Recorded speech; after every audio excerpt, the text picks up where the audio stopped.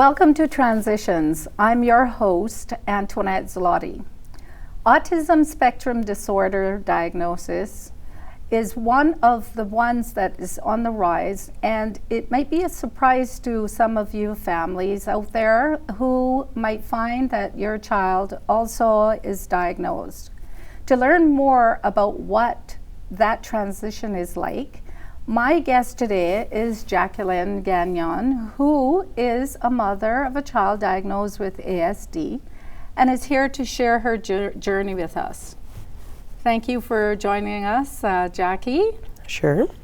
So could you tell us a little bit about what life was like before you became a mom, and where you have two daughters who are twin girls. Were you a mom before you had the daughters? No, before I became a mom, I had, my husband and I had been married, gotten married about 2 years before, bought a house, I was in university, working on my master's, and then we found out we were pregnant. I see. So that's a happy time, because I remember it being very happy for us too.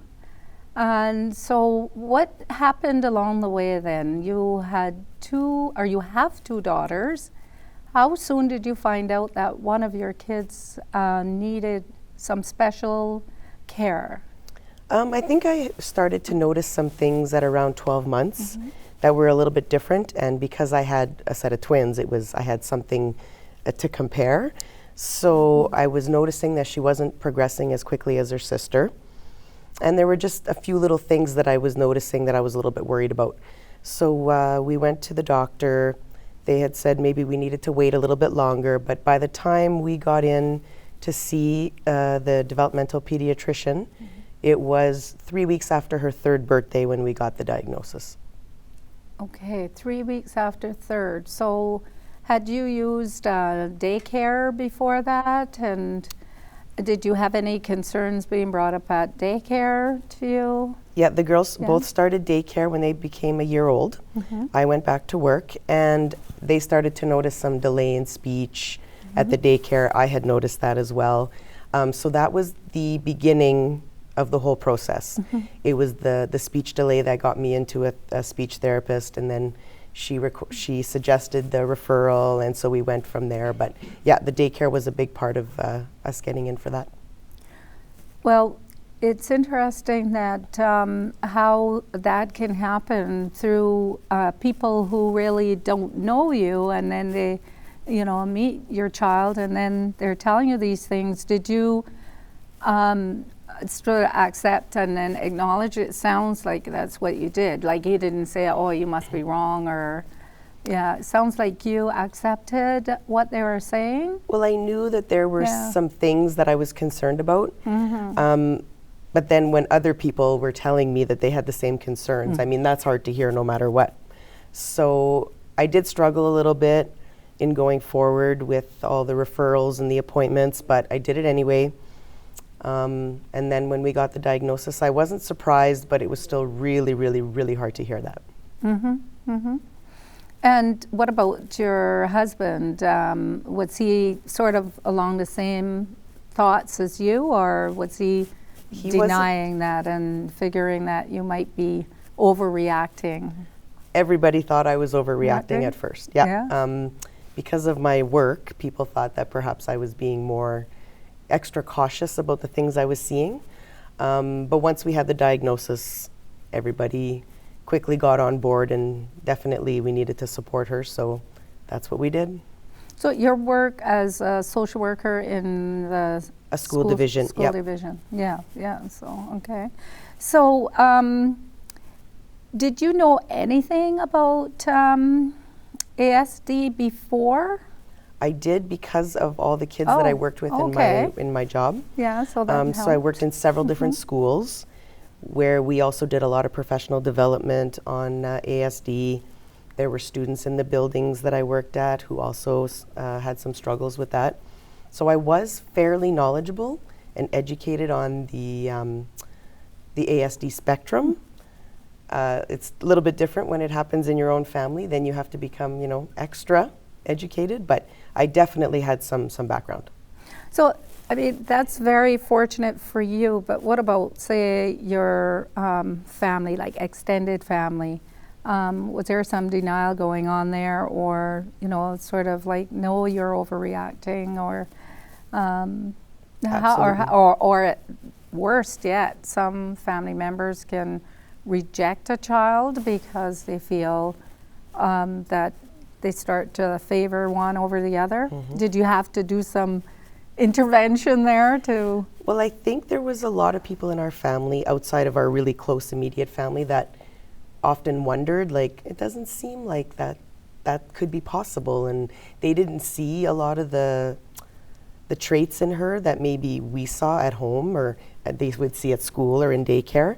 So I think a lot of people were not convinced. Mm-hmm. And I do think some of that is denial, because nobody wants to hear that, you know, their children or their family member is going to struggle in life. And so I think some of that's hard to hear. Mm-hmm. But I think eventually everybody came together. We haven't had any negative experience in our family or friend circle where people have rejected her or treat her sister different.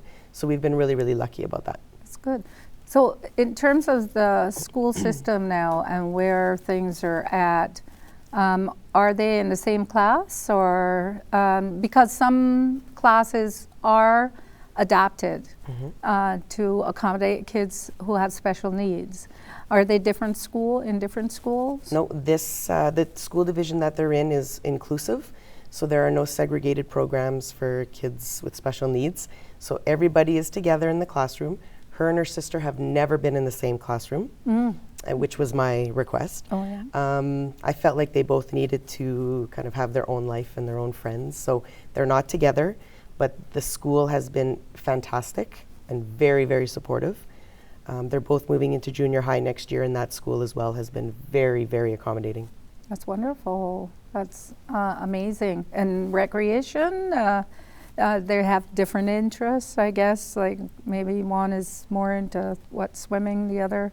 They both love swimming. They both love swimming. Her sister is a singer, and Signe loves bowling.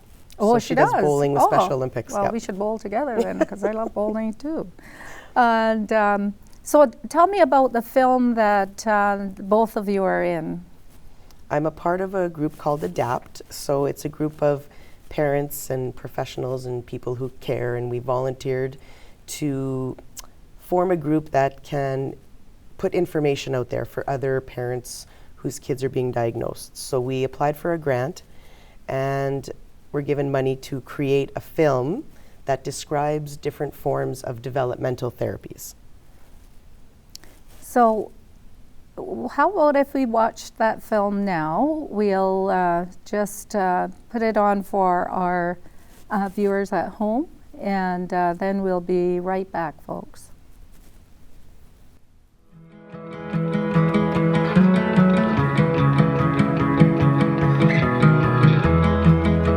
She got diagnosed shortly after her 3rd birthday. I was looking for some way for somebody to help me figure out how to communicate with her.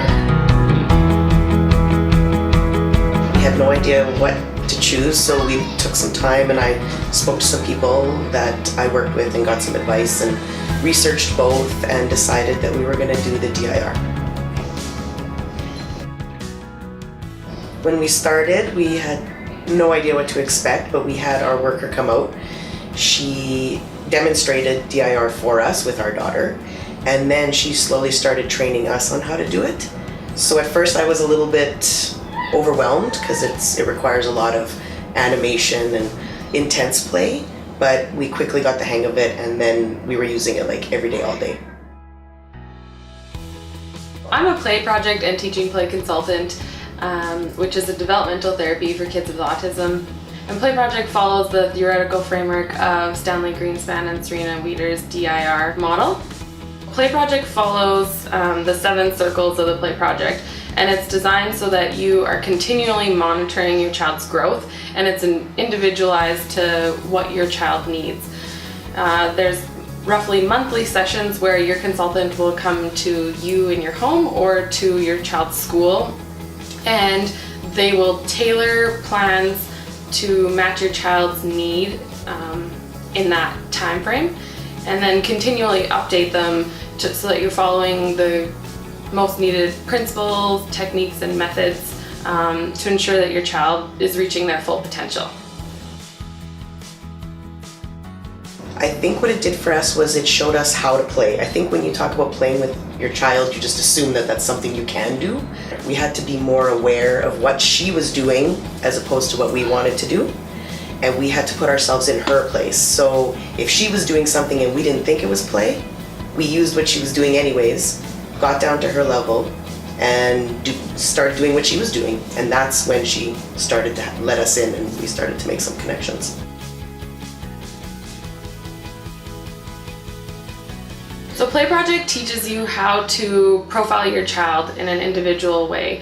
It teaches you to look at your child's comfort zone behaviors, which are Play Project's term of how to look at their stimming behaviors, how to recognize when those are occurring, and teach you specific techniques on how to join them in those moments, to pull them out of that rabbit hole so that they can connect with you and share that moment with you. They also teach you how to read your child's sensory motor profile in terms of all their senses, whether they're an underreactive or overreactive or a mixed reactive to auditory, visual, proprioceptive, all those different types of sensory aspects. Then they train you how to understand your child's true development. So where are they at on that continuum of development? And to find the holes and to find the strengths, and to teach you how to push your child up that developmental ladder so that you can really figure out what's developmentally appropriate for your child. Because meeting the child where they're at and then building on their skills that they're good at is going to help your child reach those goals.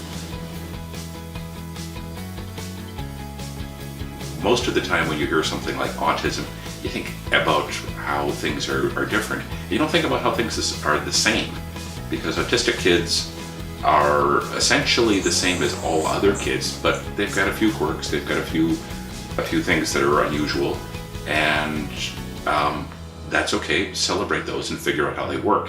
That's what I think I really needed to hear that at first didn't come. I had this idea when I was a parent, my house would be absolutely perfect. Like my mother was, everything was always tidy, and everything would be orderly and structured, and bath times would go off perfectly. It hasn't happened, and that's okay. As a dad, I see that different is good. It's okay to be different. It's okay to be unusual. So many of the things where we expect people to be the same, it doesn't matter. We can be our own unique person, and it makes the world a much more interesting place. I wish that I had known that it was okay to think what I was thinking. Yeah. I think I was so scared and I didn't know anything about being a parent to a child on the spectrum that I didn't know what was okay and what wasn't okay. But I think had I been more willing to share my thoughts and my feelings, I would have felt okay, and then I would have been able to be more prepared. But I think the first time I knew things had changed was when I was laying on the couch and she came and sat on me and she put her hands on my face and actually for the very first time looked at me. And I'm sure that I had never seen her really, really look at me before. So I knew that at that point that we had clearly done something right and that we were finally getting in and she was letting us into her world.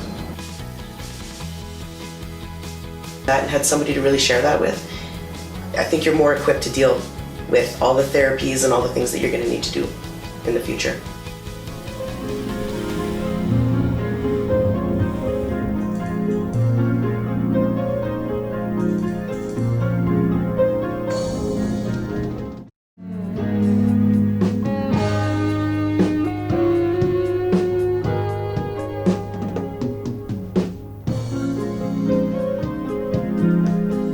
Welcome back to Transitions. I'm here with Jackie Gagnon.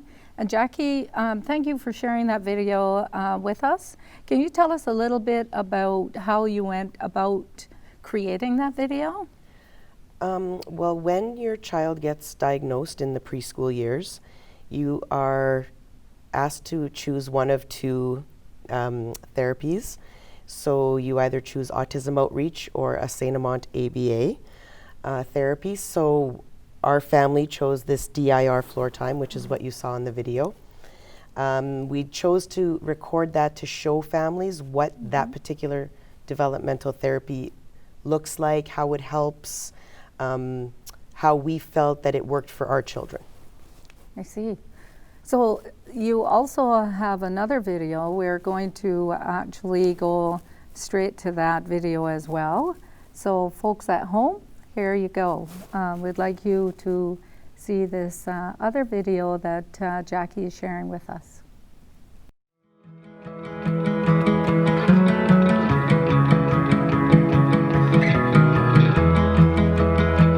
The first part of RDI, which I think is so important, is getting parents through the crisis mode.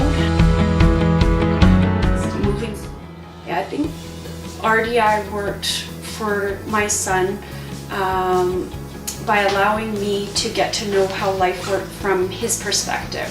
Everyday things turned into opportunities, and I didn't see that at the very beginning, and that's a process that you learn through RDI.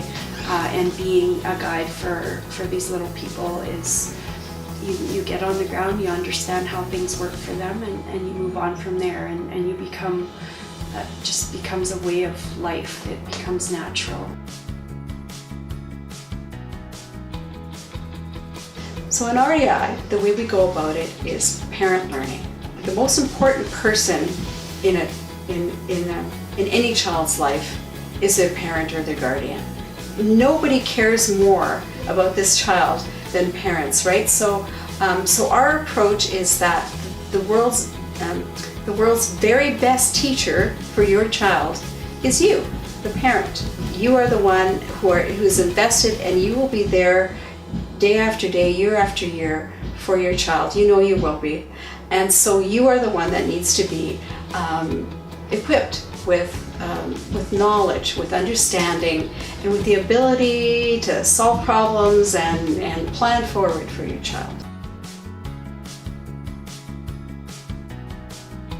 Parents work with an RDI consultant, somebody who's trained in this approach, and we are trying to rebuild social engagement between parent and child, right?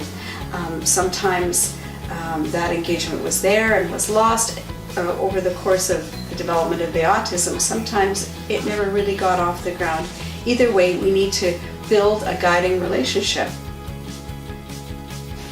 The thing that I liked the most about RDI was that it helped me to see myself as a guide for my child. In a time when it was really hard for me to see that I could be a successful guide for her or for my son. RDI gave me strategies so that we could do things together and just focus on one thing at a time. One of the strategies that I really appreciated was guided release, which means it's important to know that our kids really like to see something before they try it out. So I would model an activity, sometimes lots of times, and then they would start to join in with me, and then eventually they could do whatever it was by themselves. What I actually see when I work with parents over the course of several months is I see parents feeling a lot more calm, feeling a lot more confident about their ability to engage with their child. They know what they're working on. By the time they're through the program, they know some of the things that they need to change and they need to work on personally to influence their child. And honestly, some of the best moments that I have in my job is when I have sent parents off with something to change or something to work on at home, and they come into my office and they've got this little smile of, yeah, that I can hardly wait to tell you kind of smile, and they'll come in and they'll tell me about something that they've been able to change and how their child has changed in response to that. These are the very, very best moments for me, these are the moments when I know that this therapy is a good choice for parents because it builds parents' ability to think for themselves.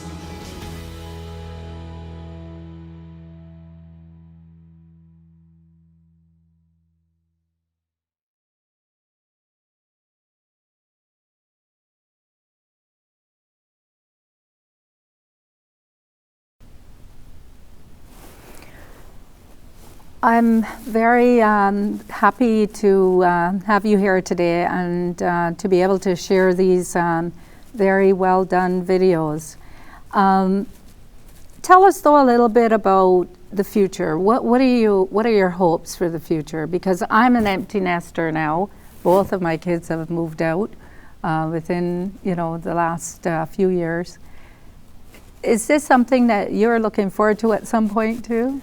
Well, I think we're going to need to see where she's at once we hit adult services, because right now she's 10, so she's involved with school-based services. Yeah.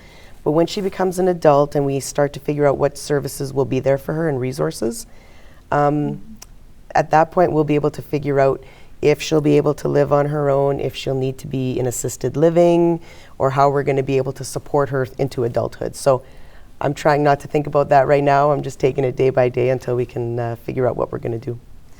Well, it sounds like you are a mom who is enjoying your kids and providing a lot of support to both of them in their journey in life. And when you mention assisted living, can you talk a little bit about that? What does that involve? Like, I know that's down the road and it could look even different in another 8 years, but right now, what's available in Manitoba? Well, the adult services I'm not super knowledgeable about at right now, but I do know that if, when she becomes an adult, if she needs extensive care, she would be able to do what's called a community living program. So she would be living, getting assistance from people while she lives in a program. There's like day programs the adults can do to get them out into work environments. So there's a lot of really good things that we can do. We just got to get to that point. Right now she's 10, so we're very involved with the school-based piece of it, the school-age services.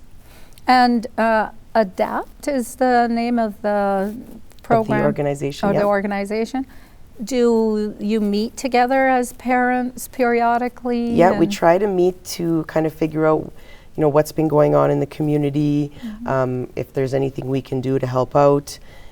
Right now, we're just looking for new people to join with younger kids. A lot of us have kids that are getting older, so it's nice to be able to get some people with younger kids and people with older kids, so it's nice. Okay, again, just going back to comparing with my parenting experience, we had access to day camps that the kids were in. Are you finding it's okay, like you like the specialized camps, or are they camps that also take kids with special needs and kids who don't have special needs, at least don't have them now? Because no child, no person is forever assured that they are not going to need special needs in the future, or some special care in the future, right? Right. So, but you have some camps that you've used, or? There's actually like some that are specialized for kids that are ASD. I've never sent my daughter to one of those camps, but I've sent her to the YMCA camps. She's gone to lots of different camps, just like the average camps. I send her to the same ones I send her sister. But what happens is she's a part of Children's Disability Services. They provide me with a worker to go to camp with her so that she has somebody to help her out, but she still has access to all the same activities that the other kids do. She just goes with a little bit of extra assistance. That's wonderful. It's fabulous. It is fabulous. And that's a 2-week per year, like in the summertime, eh? We usually get 2 weeks of that worker provided for us, or I can choose to do self-directed respite. So I could choose somebody and pay them to take her for 2 weeks, or like whenever we want. Yeah. And then they pay that person. Well, I think that there's been a lot of progress. I think our viewers would agree with that too.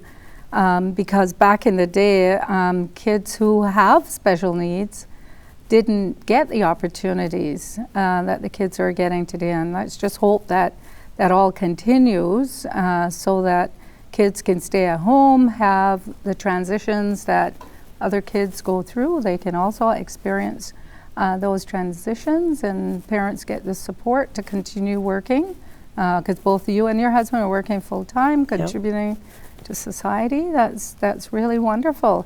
So in terms of research, is there anything new on the horizon there? No, I think the last No? thing I saw was from 2014 from the government of Manitoba, but I do know that a lot of children are getting newly diagnosed, so I'm sure there will be new research coming out. Oh, I see. Yeah, yeah. Okay, well, was there anything else that you would like to, like say if there was one piece of advice that you would give parents who are actually even expecting, they don't know what is ahead for them, or the ones that are hoping to be having a child in the future, what advice would you give? I think I would just say that not to be afraid of anything. Like, if you think something is going on, go after it. Go and try to find out what's going on. Get as much help as you can. Take every little bit of resource that you can get. When we got our daughter a service dog, we had to do a little bit of work to get him into the school with her, but it was well worth the work. So if you think something's going to work, try it. And just one last thing is, do you think Sydney would come on to the program, and her sister, and maybe you would bring the service dog maybe in the future if we do another episode on ASD? Absolutely. I think she would be, she would love it. I think they'd both love it, and her Oh. dog would love it too. Oh, okay. Thank you. Thanks so much for Sure, coming yeah. in. Thanks for having Kathy. me. Thank you. Well, folks, thank you for joining us again on Transitions, and looking forward to more episodes. If you have any ideas, just send them on to us. We have our website posted, and you can send us an email. Take care.